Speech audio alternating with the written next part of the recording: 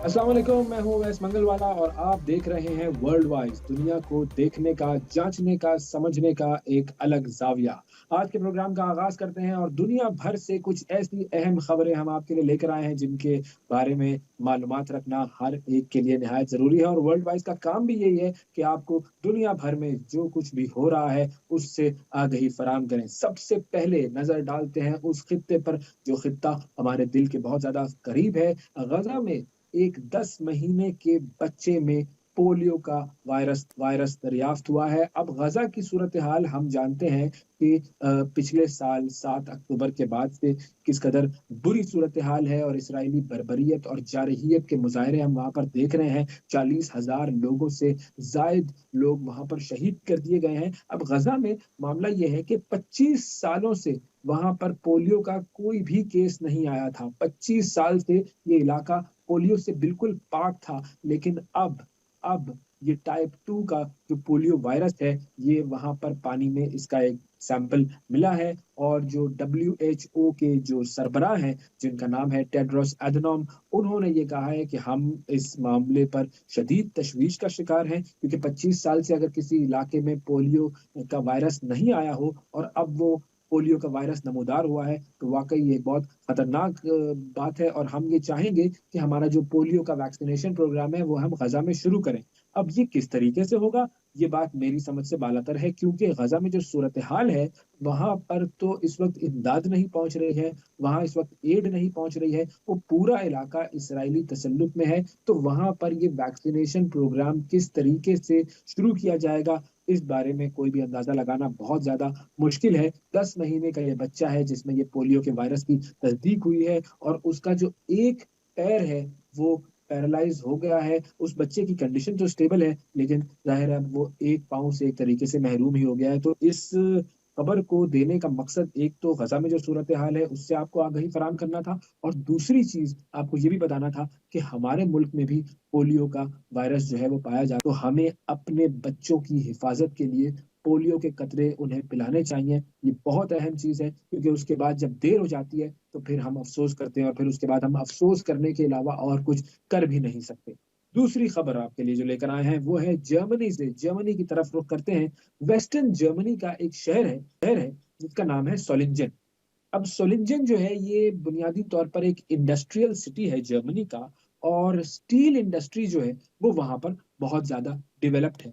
इस शहर को बने हुए तकरीबन 650 साल हो चुके हैं, और 650 साल इस शहर का जो जश्न था वो हो रहा था, और उसमें एक शख्स ने लोगों पर चाकू से हमला किया और अब वो शख्स पकड़ा भी गया है। 15 साल का ये लड़का है जिसको पुलिस ने पकड़ा है। उसके बारे में पुलिस ने कोई मालूमात अभी नहीं दी है, लेकिन बुनियादी तौर पर इस लड़के ने किया ये था कि दो मर्द और एक औरत, इन दोनों को इसने चाकू के वार करके कत्ल कर दिया था। और उसके अलावा 8 और लोग थे जो कि उसके चाकू के वारों से जख्मी हुए थे। और ये जो जख्मी हैं उनमें 4 लोग ऐसे हैं कि जिनकी हालत काफी तशवीशनाक है। अब ये 650 साल जो इस शहर के कयाम का जश्न था, उस जश्न की तकरीबात के दौरान ये वाकया पेश आया था। सिटी सेंटर में ये वाकया पेश आया था, और जर्मन पुलिस देखें उन्होंने फौरी तौर पर इस पर एक्शन लिया। एक ही दिन में उन्होंने इस लड़के को पकड़ा और अब इस पे तफ्तीश की जाएगी कि ये मामला किया इसने। और वो कहते हैं कि अभी तक हमें इसके मोटिव्स का नहीं पता, लेकिन टेररिज्म को भी इसमें हम नजरअंदाज नहीं कर सकते। ये टेररिज्म का मामला भी हो सकता है। ये जो सोलिंजन की जो शहर है सोलिंजन का, ये तकरीबन 1.5 लाख के करीब लोग यहाँ पर रहते हैं, और एक छोटा सा शहर है, लेकिन जो स्टील की पैदावार और स्टील के हवाले से ये शहर बहुत अहम शहर है जर्मनी में। तो जर्मनी से अब हम जरा आगे बढ़ते हैं और एक और बड़ी ही यूनिक खबर आपके लिए लेकर आए हैं बोट्सवाना से। बोट्सवाना अफ्रीका का एक मुल्क है, और इस मुल्क में क्या हुआ है जी, इस मुल्क में हुआ यह है कि दुनिया के सबसे बड़े हीरे की दरियाफ्त में ये मुल्क जो है वो इस वक्त यूं कहिए कि खबरों में है। और दूसरे नंबर पर दुनिया का जो सबसे बड़ा हीरा है वो इस मुल्क में दरियाफ्त हुआ है।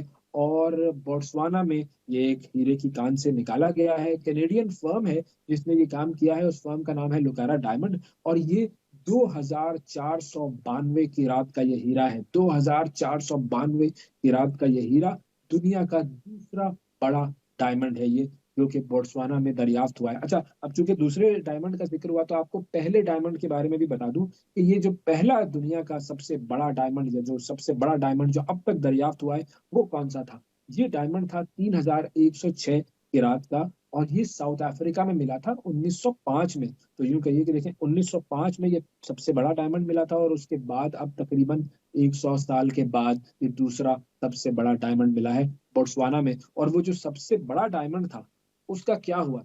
उसको उसका नाम था कलिनन डायमंड। और कलिनन डायमंड को 9 हिस्सों में तकसीम किया गया था, और 9 हिस्सों में तकसीम करने के बाद उसमें से ज्यादातर हिस्से जो थे वो लगे थे बरतानिया के शाहों के ताजों में। तो ये होता है एक हीरे का फ्यूचर, या एक हीरे का मुस्तकबिल, कि वो किसी की अंगूठी में, किसी के गले में हार की सूरत में, या फिर बादशाहों के ताजों में जाकर लग जाता है। वैसे बोट्सवाना के बारे में आपको बताऊं, बोट्सवाना जो है वो डायमंड प्रोड्यूसर्स की बात की जाए तो दुनिया के सबसे बड़े डायमंड प्रोड्यूसर्स में बोट्सवाना का नाम आता है, और 20% जो ग्लोबल प्रोडक्शन है हीरो की, वो बोट्सवाना से ही होती है। तो ये तो खबर थी बोट्सवाना के हीरे की। और अब बोट्सवाना के करीब ही हम अफ्रीका में ही, मतलब सूडान की तरफ जाते हैं। सूडान में बुनियादी तौर पर एक सिविल वॉर चल रही है, और दो राइवल फैक्शंस हैं सूडान में, जो कि उनकी ही मिलिट्री गवर्नमेंट के हैं। एक है जी सुडानी आर्म फोर्सेस, और एक है रैपिड सपोर्ट फोर्सेस। ये उनकी आर्मी के अंदर ही दो ग्रुप बने हुए हैं, और ये दोनों ग्रुप्स जो है वो लड़ रहे हैं आपस में। इनकी शदीद लड़ाई जारी है, और ये तकरीबन कोई अप्रैल 2023 से ये दोनों ग्रुप्स जो हैं इनके दरमियान लड़ाई जारी है। और काफी सारे ममालिक कोशिश कर रहे हैं कि सूडान में अमन कायम हो। यूएस खास तौर पर उसमें जो है वो इंटरेस्टेड है। उन्होंने एक पीस टॉक्स का पूरा राउंड चलाया, लेकिन अभी जो ये राउंड खत्म हुआ उसमें पूरी तरीके से कोशिशों के बावजूद भी अमन कायम करने की कोई उम्मीद नजर नहीं आई। हाँ, सिर्फ ये हुआ कि 3 कॉरिडोर्स ऐसे हैं जो कि वहां पर खोले जाएंगे, और उन कॉरिडोर्स की वजह से वहां पर जो लोग हैं जो कि इस वक्त शदीद भूख का शिकार हैं, शदीद कहनसाली का शिकार हैं, उनके लिए कुछ उम्मीद हो जाएगी कि वहां पर खुराक और वहां पर दवाएं जो हैं वो पहुंच जाएंगी। और कोई तकरीबन 2 हफ्ते से USA, Switzerland, Saudi Arabia, United Arab Emirates और अफ्रीकन यूनियन, इजिप्ट, यूएई, ये सारे लोग जो हैं वो लगे हुए थे, और उसका नतीजा अब निकला है कि 3 कॉरिडोर्स खोल दिए जाएंगे। वर्ल्ड फूड प्रोग्राम जो है उसकी रिपोर्ट्स के मुताबिक सूडान की तकरीबन आधी आबादी, यानी कि तकरीबन कोई 25 या 25.5 मिलियन लोग, ये शदीद भूख का शिकार है, उनके पास खाना नहीं है। और तकरीबन 7.5 लाख के करीब जो लोग हैं वो कहत साली के बिल्कुल पहुंचने वाले हैं कहत साली पर। तो ये बहुत ही अलार्मिंग स्टेटिस्टिक्स है, और इसकी वजह से अब शायद इसमें कुछ बेहतरी आए, क्योंकि अब वहां पर ये जो कॉरिडोर्स हैं ये खुलेंगे, और वहां पर ह्यूमैनिटेरियन एड जो है वो पहुंचेगी। भारत भारत के मोदी जी पहुंचे हुए थे जी यूक्रेन। इससे पहले वो रशिया गए थे, और अब यूक्रेन गए, और यूक्रेन के जो प्रेसिडेंट हैं उनसे मुलाकात की है भारतीय वजीर आजम मोदी ने। यूक्रेन के प्रेसिडेंट व्लादिमीर जेलेंस्की, उससे मुलाकात हुई हुई और बहुत उन्होंने जो है वो इस बात पर जोर दिया कि हम चाहते हैं कि इस खत्ते में अमन कायम हो, और एक पीस प्लान होना चाहिए, जिसके बारे में थोड़ी सी डिस्कशन हुई। और उस पर भी डिस्कशन हुई कि यूएसएसआर, जो जो रशिया के जो यूएसएसआर, देखें मुझे नाम याद आ गया, पहले यूएसएसआर होता था, और यूएसएसआर भी रूस कैसे बन गया, ये भी एक बड़ी दास्तान है कि कैसे एक इतना बड़ा मुल्क और उसके टुकड़े टुकड़े होते हैं, और अब वो यूएसएसआर से रूस बन चुका है। लेकिन बहरहाल सुपर पावर वो अब भी है, और अमेरिका को जो मुल्क टक्कर देते हैं उसमें रूस और चीन का ही नाम आता है। तो रूस के जो ट्रूप्स हैं वो किस तरीके से यूक्रेन से विड्रॉ किए जाएंगे, इस पर बातचीत हुई है। और मोदी साहब जो हैं वो रशिया भी गए थे, रशिया में भी उन्होंने अमन के हवाले से बात की है। अब देखिए, ये जो दौरा है इनका, इससे होता क्या है? इससे होता ये है कि इंडिया की position as a global player establish होती है। हम चाहते हैं पाकिस्तान की position as a global player establish हो और पाकिस्तान दूसरे जो ममालिक हैं उनके दरमियान सालिसी का किरदार अदा करे, उनके दरमियान जो है वो अगर गैप्स हैं तो उनको ब्रिज करे। लेकिन इस वक्त इंडिया ये रोल प्ले कर रहा है। लेकिन इंडिया की अपनी हालत क्या है ये जरा मैं आपको बता दूं, क्योंकि इंडिया की एक है चकाचौंध और एक है इंडिया की असलियत। तो जो इंडिया की असलियत है वो मैं आपको बता, भारत की जो बॉम्बे की जो हाई कोर्ट है, बॉम्बे की जो हाई कोर्ट, उसने 1 लाख गुमशुदा खवातीन की तलाश के लिए एक दरखास्त वहां पर दायर हुई और अब महाराष्ट्र की रियासती हुकूमत से मुंबई हाई कोर्ट ने जवाब तलब किया है। और बेसिकली ये हाई कोर्ट में जो दरखास्त थी ये भारत के एक साबिक फौजी की तरफ से जमा करवाई गई है और इसमें उसने ये बात बताई कि 2021 में उसकी जवान बेटी गुम हो गई थी। उसके बाद से वो कानूनी मसाइल का शिकार है, वो अपनी बेटी की तलाश कर रहा है लेकिन उसकी तलाश में कोई मदद नहीं कर रहा। और लोकसभा में भारत में एक हुकूमत की जानिब से बयान दिया गया था जिसमें ये कहा गया था कि वजारत दाखिला ने ये कहा था कि 2019 से लेकर 2021 तक, यानी 19 20 21 3 सालों में महाराष्ट्र में 18 साल से जायद उम्र की 1 लाख खवातीन और लड़कियां गुम हुई है। आप सोचें कि 1 लाख लड़कियां अगर किसी रियासत में से गुम हो जाएं, गायब हो जाएं, तो वहां पर तो भूचाल आ जाना चाहिए, कयामत आ जानी चाहिए। लेकिन इस बारे में किसी को पता नहीं है। भारत में, महाराष्ट्र में 3 सालों के दरमियान 1 लाख खवातीन गायब हुई हैं, 1 लाख खवातीन गुम हुई हैं। और इसमें 12,000 बच्चे भी आप शामिल कर दीजिए, 12,000 बच्चे भी इसी रियासत से इन 3 सालों में गुम हुए हैं।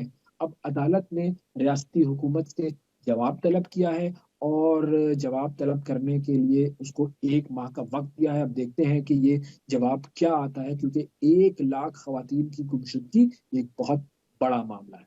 भारत से आगे बढ़ते हैं और इंडोनेशिया की तरफ जाते हैं। इंडोनेशिया में इंतखाबी कवानीन में मुजव्वजा कुछ तरामीम हैं, उनके खिलाफ एहतजाज हो रहा है और एहतजाज करते हुए अवाम ने पार्लियामेंट की इमारत पर धावा बोल दिया है। जी, ये हुआ है इंडोनेशिया में। और 1 हफ्ते से ये इंतखाबात में जो इंतखाबी जो कवानीन है उसमें तरमीम के खिलाफ एहतजाज और वहाँ का जो इलेक्शन कमीशन है उसके बाहर भी, पार्लियामेंट के बाहर भी बड़ी तादाद मुजाहिरीन की मौजूद रही और आंसू गैस और वाटर कैनन का इस्तेमाल हुआ। पाकिस्तान में भी ऐसा ही होता है, हम देखते हैं कि एहतजाज होता है तो ये होता है मामला। वहां पर भी यही हुआ, पुलिस ने आंसू गैस और वाटर कैनन का इस्तेमाल किया। 300 से जायद मुजाहिरीन को वहां पर गिरफ्तार भी किया गया है और पार्लियामेंट पर भी जो मुजाहरा करने वाले थे उन्होंने धावा बोला, अंदर घुसने की वहां पर उन्होंने कोशिश की। अब बुनियादी तौर पर मामला क्या है? मामला ये है कि इलेक्शन लॉज में कुछ ऐसी तरामीम की जा रही है कि वहां के जो सदर है, जोको विदोव, जोको विदोव जो है उनके सदर के बेटे के लिए एक मुकामी असेंबली के इंतखाबात तक रसाई आसान हो जाएगी। यानी सदर का बेटा इंतखाबात में हिस्सा ले सकेगा इन कवानीन में तरमीम के बाद। तो लोग इस पर एहतजाज कर रहे हैं कि ऐसा कैसे हो सकता है कि आप अपनी मर्जी के कवानीन बना लें और उसकी वजह से आपकी औलाद को फायदा हो और आपकी औलाद जो है वो इलेक्शन में हिस्सा ले ले। तो ये इस कदर एक नाजुक मामला है वहां पर। हमारे यहाँ पर अब सूरत हाल क्या है ये आप लोग खुद बेहतर तौर पर जानते हैं, इसके हवाले से मुझे कुछ बोलने की जरूरत नहीं है। बहरहाल आखिरी खबर आपको देता चलूं, पाकिस्तान की भी बात हमें करनी चाहिए। पाकिस्तान एक इदारा है जिसका नाम है यूटिलिटी स्टोर्स और हुकूमत बार बार ये बात करती है कि यूटिलिटी स्टोर्स पर हम कम कीमत की अशिया दे रहे हैं। तो यूटिलिटी स्टोर्स के बारे में खबर ये है कि फेडरल गवर्नमेंट ने, वफाकी हुकूमत ने ये तय किया है कि यूटिलिटी स्टोर्स को पूरे पाकिस्तान में बंद कर दिया जाएगा। क्यों? क्योंकि हमारे पास उन्हें चलाने के लिए पैसे नहीं है। और इंडस्ट्री और प्रोडक्शन की मिनिस्ट्री जो है उसके सेक्रेटरी हैं जनाब सैफ अंजुम साहब, उन्होंने सेनेट की कमेटी को ये बयान दिया और उन्होंने ये बयान बताया, मतलब उन्होंने ये डिसीजन बताया और उन्होंने कहा कि जी ये हमारा प्रपोजल है जिससे हम पूरे मुल्क में यूटिलिटी स्टोर्स को बंद कर देंगे। और बेसिकली ये राइट साइजिंग कमेटी है जो कि ये काम करती है और इसका काम ये है कि ये यूटिलिटी स्टोर्स को भी बंद करेगी। कुछ और भी गवर्नमेंट के इदारे हैं जिनको बंद किया जाएगा और क्योंकि हमें अपने खर्चे जो है वो कम करने हैं। और बुनियादी वजह यह है कि पाकिस्तान की जो हुकूमत है उसके पास पैसे नहीं है कि वो यूटिलिटी स्टोर्स को ऑपरेट कर सके और इसीलिए फाइनली उन्होंने ये डिसीजन लिया है इन स्टोर्स को बंद कर दिया जाएगा। अब जैसे-तैसे ये जो स्टोर्स थे, इससे कुछ आवाम का हो जाता था, अब ये फ़ायदा ना हो पाएगा। देखते हैं कि ये डिसीज़न कब इम्प्लीमेंट किया जाता है। एक छोटा-सा वक़्फ़ा लेते हैं, दुनिया भर की खबरें तो हमने आपको बता दी, लेकिन कुछ इश्यूज़ ऐसे हैं कि जिन्हें हमने तफ़सील से डिस्कस करना है। एक वक़्फ़ा लेते हैं, वक़्फ़े के बाद दोबारा आपकी खिदमत में हाज़िर होंगे। ये है वर्ल्ड वाइड।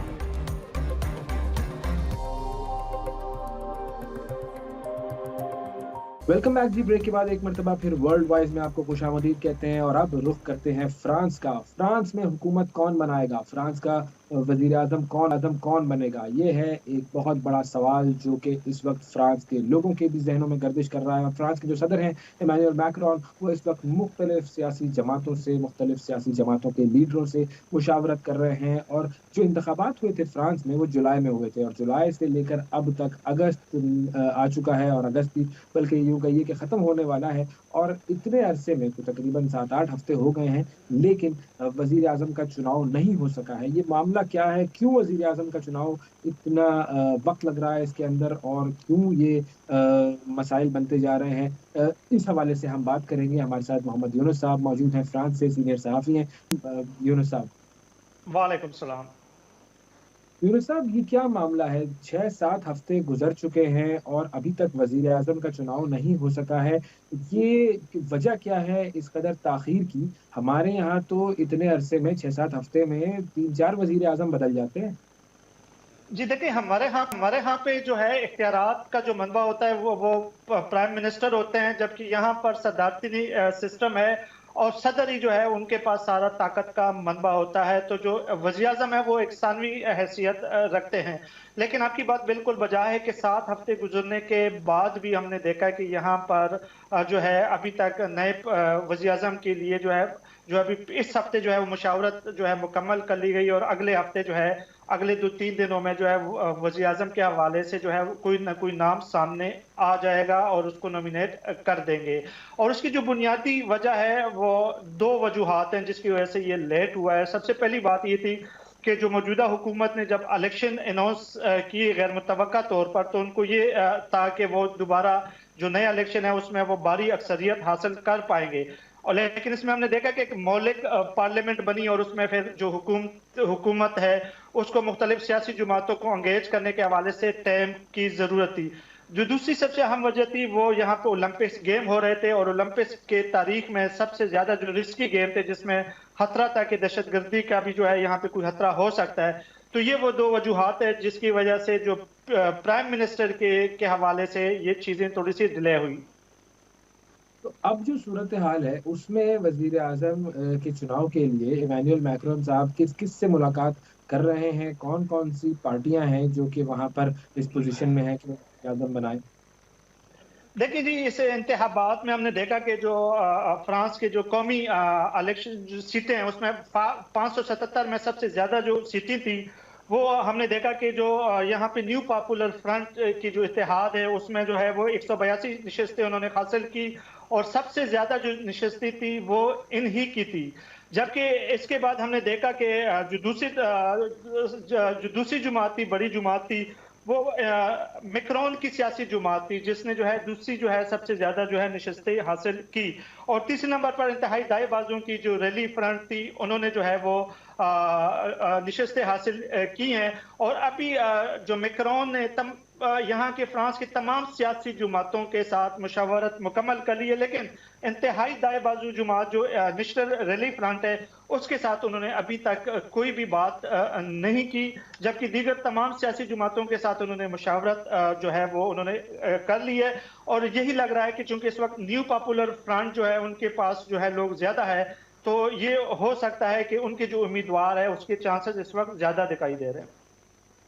तो अब कौन-कौन उम्मीदवार हैं? हमें भी अगर आप हमें कुछ बता सकें।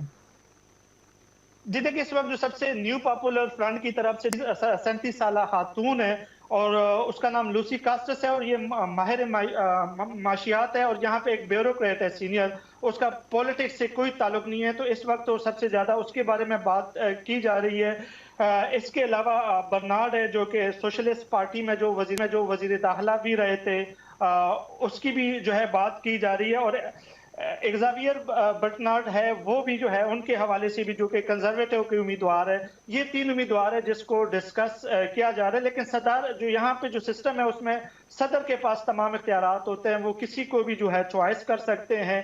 और अगले आने वाले दिनों में ये देखना होगा कि इन 3 उम्मीदवारों में से या उससे बाहर भी किसी उम्मीदवार को वो लाते हैं या नहीं।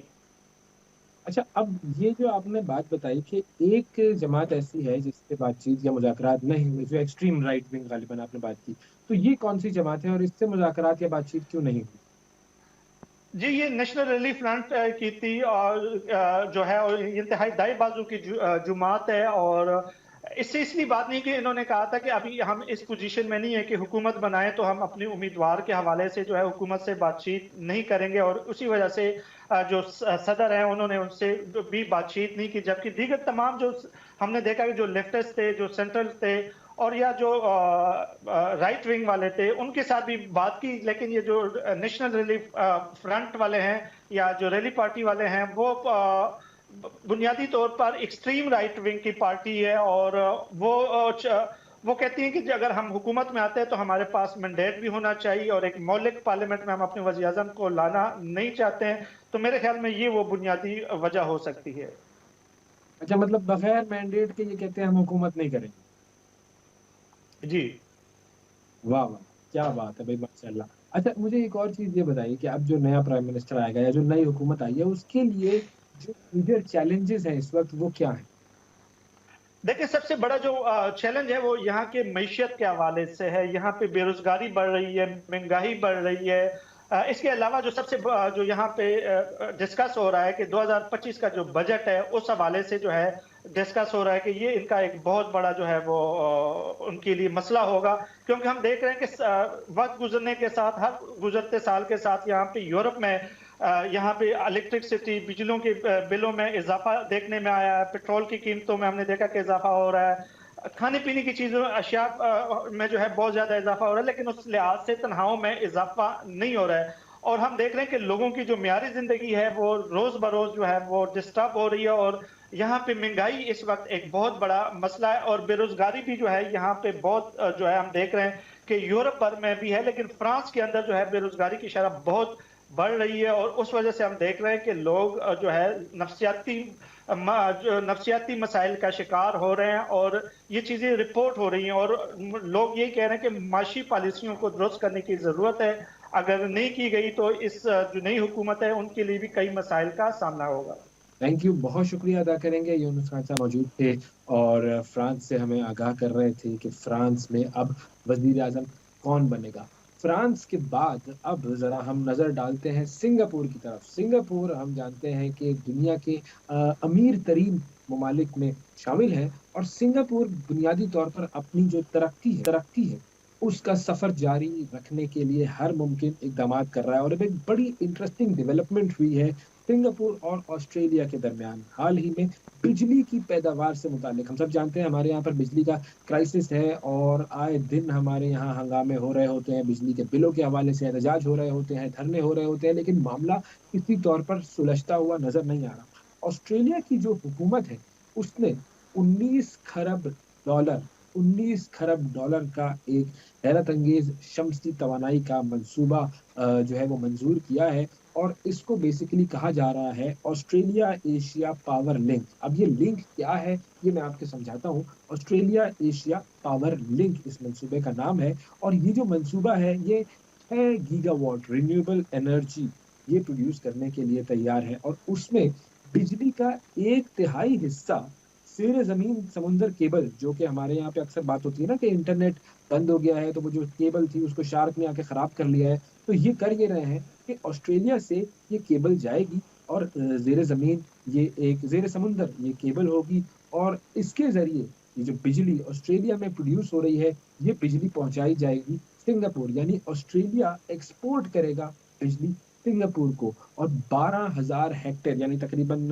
29,000 एकड़ से ज़ायद ये एरिया है, उस पर ये सोलर फार्म बनाया गया है और दुनिया का सबसे बड़ा शमसी इलाका बनने के लिए ये जगह तैयार है और इस मंसूबे से कोई तकरीबन 14,500 के करीब नई मुलाज़मतें भी पैदा होंगी और इस मंसूबे के बाद ऑस्ट्रेलिया जो है, वो रिन्यूएबल एनर्जी के मैदान में एक सुपर पावर कहलाएगा। अब इस तरक्की का जो सफ़र है, इससे ऑस्ट्रेलिया भी तरक्की करेगा और इससे सिंगापुर भी तरक्की करेगा और ये बेसिकली मंसूबा जो है ये 2030 तक मुकम्मल किया जाएगा और सिंगापुर की तवानाई की ज़रूरत का तकरीबन 15% हिस्सा इस एनर्जी से आएगा जो कि सिंगापुर इंपोर्ट करेगा ऑस्ट्रेलिया से। अब आप देखेंगे ये कितना एक इन्होंने बड़ा ज़बरदस्त किस्म का डायनामिक सिस्टम के बारे में सोचा है और उसको इम्प्लीमेंट करने की तरफ ये जा रहे हैं, जबकि हम अभी तक ये सोच रहे हैं कि हमारे आईपीपीज़ का हमारा क्या होगा, हमारे रेंटल पावर प्लांट्स, हमारे हम डैम्स बनाएँ या ना बनाएँ, हम जो है वो किस तरीके से अपना इलेक्ट्रिसिटी क्राइसिस जो है उसको डील करें और हमारे पास इस क्राइसिस का कोई सॉल्यूशन सामने नहीं आ रहा। लेकिन हम ये जानते हैं कि हमारे पास एक बहुत बड़ा एरिया है जिसको हम सोलर एनर्जी की प्रोडक्शन के लिए इस्तेमाल कर सकते हैं, विंड एनर्जी की प्रोडक्शन के लिए इस्तेमाल कर सकते हैं, लेकिन हम कब ये काम करेंगे, ये सबसे बड़ा सवाल है, जिसका मेरे पास तो कोई जवाब नहीं है। आपके पास अगर इसका जवाब हो, तो हमारे सोशल मीडिया पर ज़रूर कमेंट करके बताइएगा। एक ब्रेक लेते हैं। Welcome back. ब्रेक के बाद एक मर्तबा फिर वर्ल्ड वाइड में खुशामदीद कहते हैं आपको। अब 2 सिनेरियोज़ मैं आपके सामने रखता हूँ। सबसे पहले हम नज़र डालते हैं बांग्लादेश पर। बांग्लादेश में इस वक़्त शदीद सैलाब है और तकरीबन 3 लाख लोग ऐसे हैं जिन्होंने इमरजेंसी शेल्टर्स में पनाह ली हुई है और इस सैलाब से तकरीबन 45 लाख अफ़राद मुतासिर हुए हैं और जो अमवात हुई हैं इस सैलाब में अब तक, वो 13 लोगों के हवाले से ये खबर आई है कि 13 अमवात हो गई हैं। 45 लाख अफ़राद जो हैं वो इस सैलाब से मुतासिर हुए हैं। ढाका और जो जनूब मशरिकी साहिली शहर है बांग्लादेश का चिटागोंग, उसके दरमियान ज़मीनी राब्ता जो है वो भी मुनक़ता हो गया है और एक वसी आबादी ज़ेर-ए-आब आ गई है, आबादियाँ पानी में डूब गई हैं और ये मामला इस तरह हुआ है कि कई रोज़ से ये सिलसिला चल रहा था और सैलाब ने अब शिद्दत इख्तियार कर ली है। दूसरी तरफ अगर हम भारत की बात करें तो भारत में मुसलसल 4 रोज़ बारिशों के बाद दरियाओं में तूफ़यानी। तो ये एक तरफ हमने आपको ये सिनेरियो दे दिया। अब दूसरा सिनेरियो मैं आपको देता हूँ पाकिस्तान का। पाकिस्तान में पानी तेज़ी से कम हो रहा है। ये खबर हमारे लिए अमीन है कि पाकिस्तान में पानी कम हो रहा है। क्यों हो रहा है इसकी वजह हम जानेंगे। इसका सॉल्यूशन क्या है, हम इसके लिए क्या कर सकते हैं। ये मामला ज़ाहिर है एक बहुत संगीन मामला है। सेनेट की जो कायमा कमेटी है बराए मौसमियाती तब्दीली, उसका इजलास हुआ सेनेटर शेरी रहमान साहिबा की ज़ेर सदारत और उसमें वज़ारत मौसमियाती तब्दीली ने हुकूमत को जो ब्रीफिंग दी, उसमें उन्होंने कहा कि जी पानी कम हो रहा है और ज़ाहिर है इस इजलास में भी हुई और भी मौसमियाती तब्दीली है जो काम कर रहा है उसके हवाले से शेरी रहमान साहिबा ने उनकी कारकर्दगी पर बरहमी का भी इज़हार किया। अब ये 2 सिनेरियोज़ हैं, एक तरफ सैलाब आ रहे हैं, पानी इतना ज़्यादा हो रहा है कि वो नुकसानदेह साबित हो रहा है, लोग उसमें मर रहे हैं, लोग पनाह-गुज़ीन बन रहे हैं और दूसरी तरफ हम देख रहे हैं पाकिस्तान में पानी नहीं है। हसन अब्बास साहब हमारे साथ मौजूद हैं, एनवायरमेंटल एक्सपर्ट हैं, उनसे हम बात करते हैं दोनों सिनेरियोज़ के हवाले से। अस्सलाम जी, वालेकुम अस्सलाम। मैं चाहूँगा कि अगर थोड़ा-सा आप हमें इलैबोरेट कर सकें। सबसे पहले हम जो बांग्लादेश का जो सैलाब है, उसके हवाले से बात करते हैं कि ये सैलाबी सूरत-ए-हाल जो है वो इतनी संगीन और इतनी शदीद कैसे हो गई? बांग्लादेश जो है बेसिकली वो दरियाए गंगा और दरियाए ब्रह्मपुत्रा का डेल्टा है और ये डेल्टा पे बना हुआ पूरा मुल्क है और इधर तो ये दोनों बहुत बड़े दरिया हैं, ब्रह्मपुत्रा और गंगा। तो ये इतने बड़े दरिया हैं कि इनके बीच में इस तरह के सैलाब आना कोई नई बात नहीं है और ये हमेशा से होता रहा है। अब मसला ये हुआ है कि जो बांग्लादेश की तरह के और कम तरक्की याफ्ता ममालिक हैं, उन्होंने अपनी जो लॉन्ग टर्म प्लानिंग है उसमें कभी भी उस तरीके से अपनी प्लानिंग की ही नहीं है कि वो इन डिज़ास्टर्स के लिए अपने आप को इस तरीके से तैयार करें कि जब ये डिज़ास्टर आए तो इस कदर तबाही ना मचे। क्योंकि इकॉनमी इन मुल्कों की इतनी अच्छी नहीं होती, प्लानिंग इतनी अच्छी नहीं होती, जिसकी वजह से वो लॉन्ग टर्म प्रोजेक्ट जो हैं वो नहीं कर सकते और उसकी वजह से आबादी बहुत ज़्यादा बढ़ जाती है और लोग दरियाओं के करीब आके बैठ जाते हैं और सैलाब के रास्ते में बैठ जाते हैं, पानी के रास्ते में बैठ जाते हैं, जिसकी वजह से जिस वक्त सैलाब आता है दरिया में, तो दरिया का तो रास्ता जो है ये आज नहीं बना, ये तो पता नहीं कितने हज़ारों लाखों साल से दरिया इधर चल रहे हैं। तो जी। आज आपको जो साइंस है वो आपको इस चीज़ पे जो है वो कुदरत देती है कि आप अपने जो एनवायरनमेंट है उसको मुकम्मल तौर पे समझ सकें, बेहतर तौर पे समझ सकें, उसका एनालिसिस कर सकें और उन जगहों की निशानदेही कर सकें जो दरियाओं के रास्ते हैं, जिनके बीच में ना तो लोगों को आके बैठना चाहिए, ना वहाँ पे बड़ी बड़ी इन्वेस्टमेंट्स होनी चाहिए, इस तरह की इन्वेस्टमेंट्स जिनसे जो कि पानी से जिनको नुकसान पहुँचे।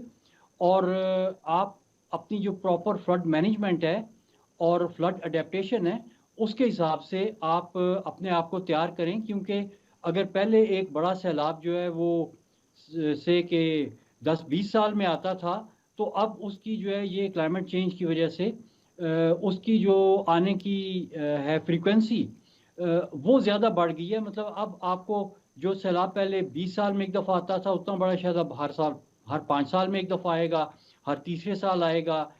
तो आपने अब अपने आप को अडॉप्ट करना है इस क्लाइमेट चेंज रिजीम के साथ। हसन साहब, एक और सिनेरियो मैं रखना चाहूँगा, थोड़ा-सा अगर आप हमें इस पर भी ज़रा इलैबोरेट कर सकें कि जी। बांग्लादेश के जो सैलाब है, उसके हवाले से ये बात भी कही जा रही थी कि भारत ने पानी जो है वो रिलीज़ किया है, तो उसकी वजह से बांग्लादेश के जो सैलाब हैं, उनकी जो सूरत-ए-हाल है, वो ज़्यादा खराब हुई है। ये मामला किस तरीके से चलता है? देखिए, ये जो 2 दरियाओं का मैंने ज़िक्र किया, ब्रह्मपुत्रा दरिया है और दूसरी तरफ से गैंजीज़ आता है। ये दोनों दरिया जो हैं ये भारत से गुज़र के बांग्लादेश में दाखिल होते हैं और बांग्लादेश ही में से इन दरियाओं का रास्ता है समुंदर में जाने का। ये एक कुदरती जो है वो तरीका है जिससे दरिया मार्ज़ वजूद में आए हैं। ये तरीका कोई 1-2 दिन में नहीं बना। मैंने जिस तरह पहले ज़िक्र किया कि ये लाखों साल लगे हैं इन दरियाओं को बनने में और इनके रास्ते बनने में। अब अगर बीच में पॉलिटिकल बाउंड्रीज़ आ गई हैं और हमने इस तरह के अपने दरियाओं के ऊपर 20वीं सदी में ख़ास तौर से इस तरह के प्रोजेक्ट्स कर दिए हैं, जिसमें हम ये समझ बैठे थे 20वीं सदी में कि हम कोई अपने दरियाओं को कंट्रोल कर सकते हैं, हम इन पे काबू पा सकते हैं, हम बहुत बड़े हो गए हैं, हमारे पास बहुत बड़ी-बड़ी मशीनें आ गई हैं, हमारे पास कर्ज़े के पैसे आ गए हैं, हमारी इंजीनियरिंग बहुत एडवांस हो गई है, लिहाजा हम इन दरियाओं को कंट्रोल कर लेंगे। तो अब ये जो क्लाइमेट चेंज का सिनेरियो है, ये सारी दुनिया को बता रहा है कि दरियाओं को कंट्रोल करना एक गलत आइडिया था। ये एक अब आउटडेटेड फिलॉसफी में कन्वर्ट हो चुकी है ये बात। आज दरियाओं की मैनेजमेंट जो कि तरक्की याफ्ता ममालिक में हो रही है, जहाँ पे ज़्यादातर जो मंसूबे हैं वो पूरे साइंटिफिक अमल से गुजरने के बाद सामने आते हैं, उसमें ये बात सामने आ रही है कि दरियाओं को मत रोको, दरियाओं का रास्ता दो। अगर ये सिनेरियो हम अपने सामने रखें, तो फिर ये हमारे लिए फ़ायदेमंद है या नुकसानदेह है? क्योंकि हम भी देखते हैं कि पाकिस्तान में फ्लड्स आते हैं और उन फ्लड्स की वज़ह से काफ़ी नुकसान होता है।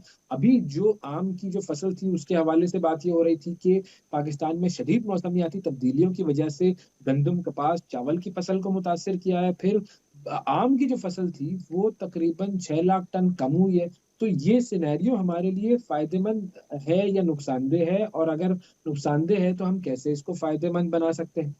देखिए, इस वक्त जो क्लाइमेट चेंज का सिनेरियो है पाकिस्तान के हिसाब से, उसमें हमें बहुत ज़्यादा कॉम्प्लिकेटेड मॉडल्स कि जी कितना पानी आ गया, कितना चला गया, कितने ग्लेशियर पिघल गए, किस साल कितनी बारिश हुई, ये सारे एनालिसिस आप करें, ये बड़े ज़रूरी हैं। But leave it to the scientists, ये साइंटिस्ट को आप करने दें। As a policy maker, as a decision maker, as a planner, मैंने क्या करना है हुकूमती लेवल के ऊपर, मुझे मोटी मोटी 3-4 चीज़ों का पता है। पहली चीज़ कि अब दरियाओं में सैलाब ज़्यादा बड़े आएंगे और ज़्यादा तवातुर के साथ आएंगे। दूसरे नंबर पे ड्राउट्स हैं। हमने ये भी देखा कि ड्राउट्स जो हैं वो लंबी हो गई। ड्राउट्स जो हैं वो कुछ खुश्क साली, स्पेशली इस सदी के शुरू में, ये 2001, 2, 3 में तो बहुत कम बारिशें हुई और खुश्क साली ज़्यादा हुई।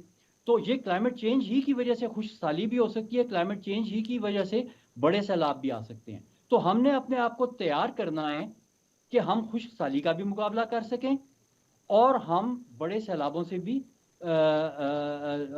फ़ायदा उठाएं, ना कि नुकसान उठाएं। अभी ये जो पिछले 2 बड़े सैलाब आए हैं, 2010 का और 2022 का ख़ास तौर पे, इन्होंने आपको फिर दोबारा रिमाइंड कराया है कि भाई ये जगह पानी की है।